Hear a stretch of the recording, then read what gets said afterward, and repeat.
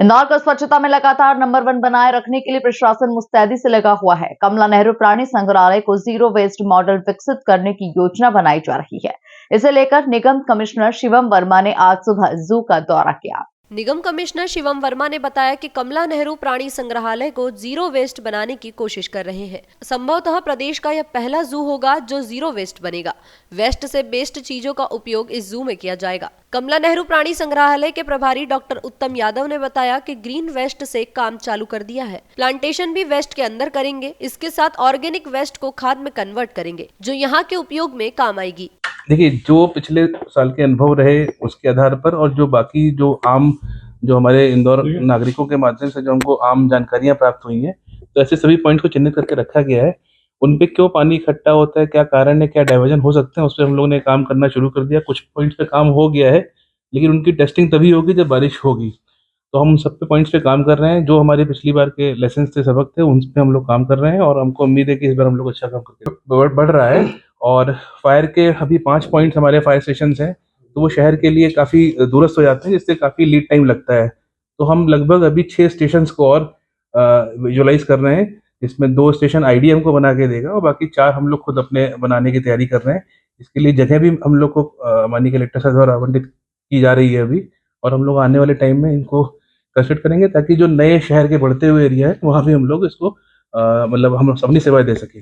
साथ ही साथ हमारे कुछ फायर स्टेशन जो भी जिनको रिनोवेशन की ज़रूरत है, तो उसको भी हम लोग अभी टेकअप करेंगे और उसको भी हम लोग ठीक करेंगे। सर, जहाँ फायर सेफ्टी सिस्टम्स नहीं है, जिन बिल्डिंगों में नहीं है सर, उन पर आने वाले दिनों में किस तरह की कार्रवाई देखने को मिलेगी? देखिए, हमने पूर्व में भी हम लोगों ने सीलिंग की कार्रवाई की थी, उनको समय दिया था कि वो अपने सिस्टम लगा लें, और अगर उन्होंने नहीं लगाए होंगे तो हम पुनः उनको सील करेंगे, क्योंकि ऐसी अनसेफ बिल्डिंग का यूज़ करना भी एक गलत चीज़ है और किसी प्रकार की स्थिति में काफ़ी गंभीर दिक्कतें हो सकती हैं, तो हम लोग कोशिश करें। नहीं, देखिए, हम लोगों ने पिछले साल से इस पे काम करना शुरू कर दिया था।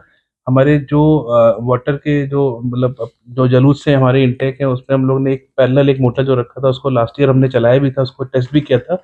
और आपने अगर गौर किया हो तो लास्ट के मंथ्स में हमको जो पानी का संकट शुरू में गर्मियों में हुआ था, वो बाद में ईज़ आउट हो गया था, क्योंकि हमने एक्स्ट्रा पंप चालू कर दिया था, हमने पानी की आवक बढ़ा दी थी।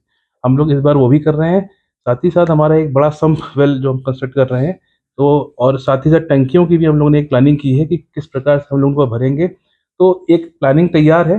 मेरा मानना है कि इस बार हम लोग जल संकट की स्थिति को उतना नहीं बनने देंगे। साथ ही जहाँ-जहाँ अगर ऐसा इश्यू आएँगे, तो वहाँ हमारे टैंकर्स की जो माध्यम से उस गैप को भी हम लोग फिल करने का प्रयास करेंगे। क्योंकि ये मतलब इसको हम लोग अभी कॉन्सेप्ट को मतलब वर्क अपॉन कर रहे हैं इसमें, और जल्दी इस पे फिर आगे जब कुछ होगी जानकारी तो आपको शेयर क्या सर ऐसी बिल्डिंगों पर भी नजर रख पाएंगे जो कि सेमी कमर्शियल है और पूरी तरीके से कमर्शियल चलाया जा रहा है उन बिल्डिंगों को?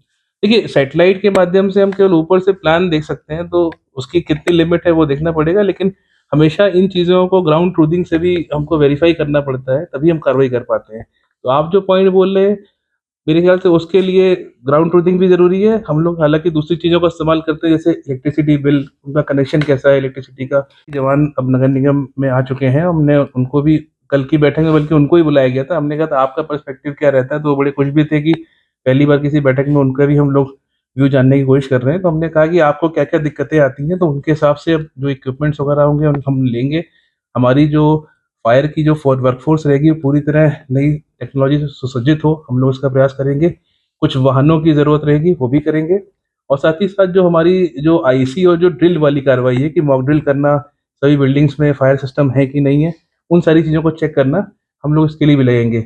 कई सारे अभियान एक्चुअली साथ में चल रहे हैं, जैसे स्वच्छता सर्वेक्षण भी चूँकि आ रहा है, ये सारी चीज़ें, बट ये बहुत महत्वपूर्ण चीज़ है, इसको हम लोग साथ में चलाते रहेंगे। मॉक ड्रिल भी करेंगे ताकि लोग भी अवेयर रहें, क्योंकि पिछले कई फायर इंसिडेंट में ये भी देखने में आया कि फायर के पूरे इक्विपमेंट्स उस बिल्डिंग में लगे हुए हैं, बट उसको चलाने वाला व्यक्ति नहीं है। तो इस तरह की भी संभावनाएँ आती हैं, तो एक ड्रिल करके कौन कॉन्टैक्ट पर्सन है, क्या है, ये सारी चीज़ें हम लोग रखेंगे ताकि कैसी भी किसी भी आकस्मिक स्थिति से निपटा जा सके।